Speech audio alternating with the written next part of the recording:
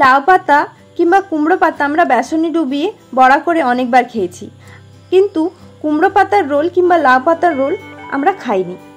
আজকে সেই রেসিপি আপনাদের সঙ্গে শেয়ার করব।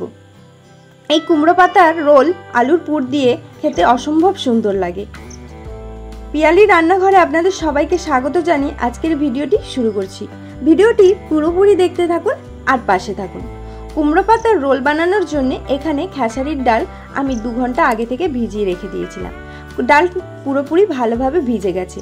আর এখানে কিছুটা চাল ভিজিয়ে নিয়েছি। আমার কাছে চালের গুঁড়ো ছিল না, তাই আমি এখানে চালটা ভিজিয়ে নিয়েছিলাম।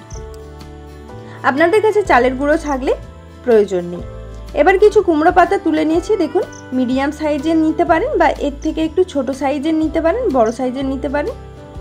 এবার কুমড়ো পাতাগুলোকে ধুয়ে ভালো করে আমি গরম জলে 1 থেকে 2 মিনিট বা এর থেকেও বেশিক্ষণ আপনারা ডুবিয়ে রাখতে পারেন। এতে করে কুমড়ো পাতাটা ভালোভাবে নরম হয়ে যায়। কুমড়ো পাতা একটু শক্ত হয়, তাই একটু ডুবিয়ে রাখছি। আপনারা চাইলে গরম জলে 1 মিনিট সেদ্ধ করে নিতে পারেন। এবার ডাল বাটাটা দিয়ে দিচ্ছি। এখানে 3 চামচ ডাল বাটা আমি ব্যবহার করছি। আপনাদের কাছে যেমন পাতা থাকবে সেই পরিমাণ ডাল বাটাটা ব্যবহার করবেন।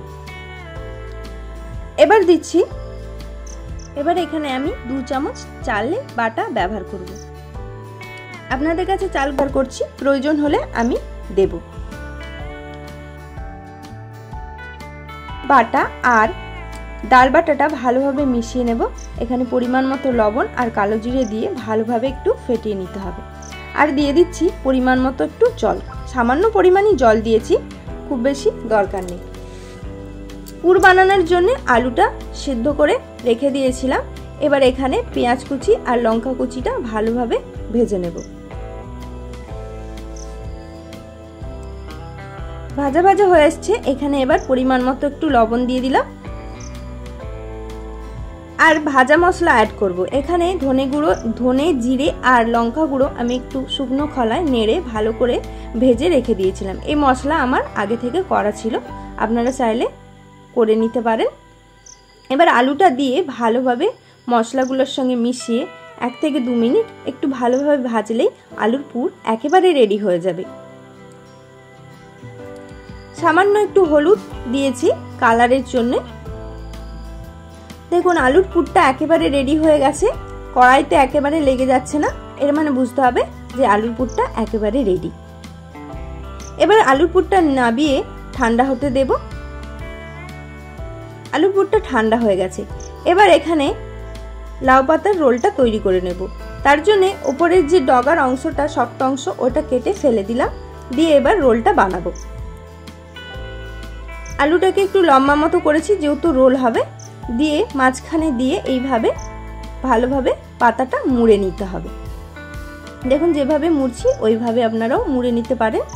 আপনাদের যেভাবে সুবিধা হবে সেইভাবে মুড়ে নেবেন।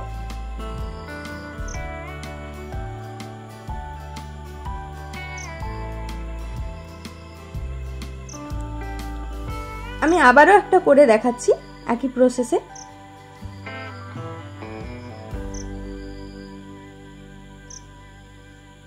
আপনারা এখানে একটু পাতাগুলোকে গরম জলে হালকা একটু সেদ্ধ করে নেবেন, তাহলে একেবারে খুলে যাবে না, পাতাগুলো নরম হয়ে যাবে আর খুলে যাবে না।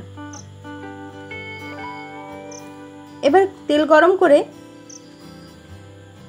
ওই ব্যাটারটির মধ্যে রোলগুলোকে ভালোভাবে চুবিয়ে ভাজতে দিয়ে দিতে হবে।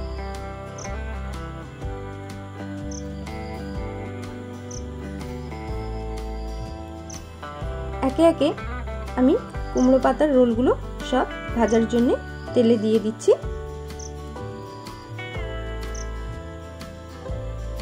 এক পিঠ হয়ে যাওয়ার পর এবার অপর পিঠটা আমি উল্টে পাল্টে দিলাম। আস্তে আস্তে করে ভেজে নিতে হবে।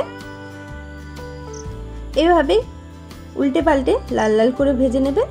ভাজার সময় প্রথমে আঁচটাকে একটু লোতে রাখবেন, তারপর প্রায় ভাজা হয়ে আসলে আঁচটাকে একদম বাড়িয়ে দেবেন, তাহলে চটপট লাল হয়ে যাবে। দূর থেকে দেখুন, দেখেই বোঝা যাচ্ছে কতটা ক্রিস্পি হয়েছে আর খেতেও খুবই সুন্দর লাগবে। সমস্ত রোলগুলো ভাজা হয়ে গেছে, এবার আমি প্লেটে সাজিয়ে সার্ভ করব। তো আপনারাও বাড়িতে এইভাবে একবার তৈরি করে দেখবেন, আশা করি খুবই ভালো লাগবে। ভাতের সঙ্গে এরকম গরম গরম কুমড়ো পাতার আলুর পুরভরা কুমড়ো পাতার রোল থাকলে যে কেউ অনায়াসে একটার জায়গায় দুটো তিনটে খেয়ে নিতে পারে। আমি আপনাদেরকে ভেঙেও দেখাচ্ছি ভেতরটা কত সুন্দর হয়েছে, দেখুন। আমার ভিডিওটি যদি আপনাদের ভালো লাগে তো অবশ্যই লাইক করবেন, কমেন্ট করবেন, শেয়ার করবেন, আর নতুন হয়ে থাকলে চ্যানেলটি সাবস্ক্রাইব করে দেবেন, পেজটিকে ফলো করে দেবেন। এখানেই আজকে আমি আমার ভিডিওটি শেষ করছি। পরবর্তী অন্য ভিডিওতে দেখা হচ্ছে। নমস্কার।